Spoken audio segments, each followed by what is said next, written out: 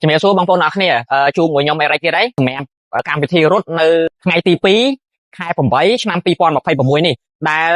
កម្មវិធីរត់ full marathon អន្តរជាតិដែលមានអត្តពលិកចូលរួមរហូតដល់52ប្រទេសច្រើនមែនតើដែលចូលរួមរត់នៅចក្រភពអង្គរនៅថ្ងៃទី2ខែ8ឆ្នាំ2026ការរត់នេះគឺមានកតករី3គីឡូមាន10គីឡូមាន21គីឡូនិង42គីឡូសម្រាប់ខ្ញុំអេរិចផ្ទាល់គឺ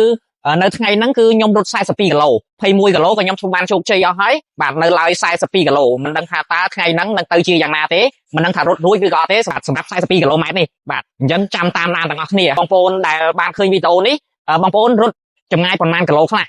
បើបងប្អូនដែលមានបងប្អូនរត់42គីឡូជួយប្រាប់ផងគីឡូរត់ទៅឃើញគ្នាព្រោះអាចបែកកង់តាមផ្លូវអីអញ្ចឹងចាំជួបគ្នាថ្ងៃទី2ខែ8ឆ្នាំ2026នៅអង្គរ42គីឡូសម្រាប់ខ្ញុំបាទអរគុណបងប្អូនអរគ្នា